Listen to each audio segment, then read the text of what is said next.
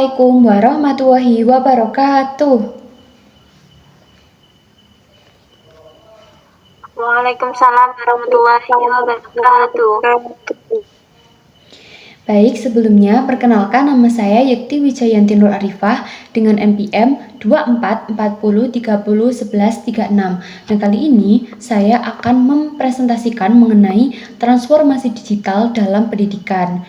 Nah, untuk mengetahui informasi apa saja sih yang akan kita bahas mengenai transformasi digital di dalam pendidikan ini, mari kita simak terlebih dahulu mengenai daftar yang akan kita bahas pada kali ini. Nah, yang pertama itu adalah mengenai latar belakang mengapa transformasi digital itu penting dalam dunia pendidikan.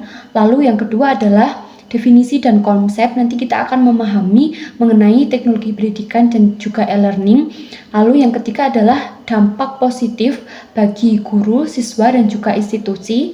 Lalu yang keempat adalah tantangan dan juga solusi, yaitu hambatan dalam pengimplementasian dan juga cara mengatasinya. Lalu yang kelima adalah contoh inovasi dari mulai platform, aplikasi, dan juga model pembelajaran berbasis digital. Lalu yang ke-6 itu mengenai keterampilan pada abad 21 yang meliputi kompetensi yang dibutuhkan di era digital ini. Dan yang terakhir adalah rekomendasi, yaitu mengenai langkah strategis untuk pemangku kepentingan di era digital dalam dunia pendidikan ini. Nah, langsung saja, ini yang pertama adalah mengenai latar belakang adanya media digital dalam dunia pendidikan. Nah, latar belakang yang mempelopori adanya media digital itu adalah terjadinya revolusi industri 4.0. Nah, hal ini itu menuntut perubahan paradigma pendidikan secara keseluruhan dari model konvensional menuju pendekatan berbasis digital. Jadi, dalam revolusi ini tuh menuntut adanya pendekatan atau mengupgrade pendidikan itu berbasis digital. Lalu yang kedua adalah karena pandemi COVID-19 yang di tahun 2020 sampai 2022 ini dapat menyebabkan mempercepatnya adopsi mengenai media digital, yaitu mengenai e-learning secara global dan juga secara universal. Dan hal ini tuh membuktikan bahwasanya pembelajaran jarak jauh ini merupakan sebuah merupakan sebuah keterbaruan dari dunia pendidikan berbasis digital ini. Lalu yang ketiga adalah Indonesia itu memiliki tantangan yang unik. Nah, tantangannya itu seperti apa? Yaitu terjadi sebuah kesenjangan digital antara daerah perkotaan dan juga pedesaan yang masih sangat signifikan. Karena kebanyakan di daerah pedesaan itu masih terisolasi dan juga jarang sekali tersentuh oleh media digital atau internet. Lalu langkah yang harus kita perbaiki yaitu melalui pemerintah itu bisa mengadakan program-program yang dapat mendorong transformasi digital itu agar mengutamakan mutu pendidikan secara menyeluruh dan secara skala yang besar gitu. Lalu yang selanjutnya adalah mengenai teknologi pendidikan. Teknologi pendidikan itu merupakan sebuah studi dan juga etika praktik untuk memfasilitasi sebuah pembelajaran dan juga meningkatkan kinerja dengan cara menciptakan, menggunakan dan juga mengelola proses dan sumber daya teknologi yang tepat. Jadi itu merupakan definisi mengenai media digital dalam dunia pendidikan. Lalu di dalam dunia pendidikan ini juga ada beberapa kosakata yang mungkin dari teman-teman itu sudah ada yang familiar atau ada yang belum. Kalau yang sudah familiar itu kata e-learning ya biasanya digunakan untuk pembelajaran yang memanfaatkan media elektronik dan juga internet sebagai sarana utama untuk menyampaikan materi dan juga interaksi di dalam kelas. Lalu yang kedua itu adalah istilah blended learning. Itu merupakan kombinasi metode tatap muka dengan komponen online untuk pengalaman belajar yang lebih fleksibel. Dan itu misalnya kita mengkombinasikan ketika pembelajaran jarak jauh saat COVID-19 itu bisa menggunakan Zoom atau Gmeet, nah seperti itu. Atau bisa juga kita bertatap muka secara langsung. Lalu istilah yang ketiga adalah gamifikasi, dan itu merupakan sebuah penerapan elemen permainan seperti menggunakan poin-poin atau dalam konteks pembelajaran untuk meningkatkan motivasi. Nah, biasanya tuh gamifikasi ini berfokus pada sebuah permainan edukasi untuk pembelajaran yang lebih interaktif lagi. Lalu yang selanjutnya adalah manfaat teknologi digital dalam dunia pendidikan. Nah, ini tuh dibagi menjadi 3 bagian. Yang pertama adalah manfaat bagi siswa. Nah, manfaat bagi siswa itu adalah kemudahan untuk mengakses materi kapan saja dan juga di mana saja. Jadi siswa itu tidak hanya bisa mengakses materi itu di sekolahan saja, tetapi siswa ketika di rumah, ketika ada di mana saja, ketika ingin belajar, itu bisa gampang sekali ingin membuka materi ketika menggunakan e-learning atau menggunakan media digital seperti itu. Lalu yang kedua adalah pembelajaran itu lebih adaptif karena kita bisa mengkomunikasikan berbagai macam media pembelajaran. Lalu yang ketiga adalah kolaborasi. Lalu yang keempat adalah motivasi lebih tinggi melalui gamifikasi. Nah, maksudnya itu ketika dalam pembelajaran siswa itu akan lebih tertarik lagi dan juga tidak bosan karena guru itu bisa menggunakan media digital untuk sebuah permainan edukasi. Lalu manfaat yang kedua adalah bagi guru. Nah, yang pertama adalah efisiensi administrasi dan juga penilaian. Nah, ini tuh bisa membantu guru dalam proses administrasi, dalam penilaian untuk mengetahui seberapa siswa ini tuh mengetahui dan juga sudah paham mengenai pembelajaran tersebut.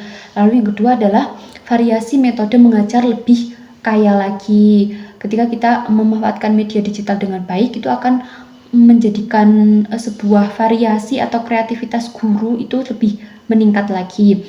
Lalu yang ketiga adalah komunitas profesional global. Nah, hal ini tuh bisa meningkatkan nilai profesional atau nilai mutu dari seorang guru ketika guru itu mampu untuk menerangkan siswa melalui media digital ini. Lalu yang ketiga adalah manfaat bagi institusi. Nah, yang pertama itu manfaatnya adalah penghematan biaya operasional. Yang kedua adalah jangkauan peserta didik itu lebih luas lagi. Yang keempat adalah akreditasi dan reputasi itu lebih meningkat ketika sekolahan itu mampu untuk memanfaatkan dan juga menggunakan media digital, maka sekolahan itu bisa dinilai atau dicap menjadi sekolahan yang memiliki reputasi dan juga akreditasi yang lebih tinggi. Lalu yang keempat adalah manajemen data terpusat dan juga aman. Lalu ada sebuah tantangan dalam menggunakan media digital di dunia pendidikan ini. Yang pertama adalah kesenjangan infrastruktur dan juga akses internet. Pada awal tadi latar belakang saya sudah menyebutkan bahwasannya di Indonesia ini infrastruktur dan juga akses internet itu tidak semua wilayah itu mencukupi dan juga menjangkau, karena ada beberapa wilayah yang masih terisolasi dan juga jarang ada internet ketika kita ingin menggunakan media digital. Lalu yang kedua adalah literasi digital guru yang masih rendah.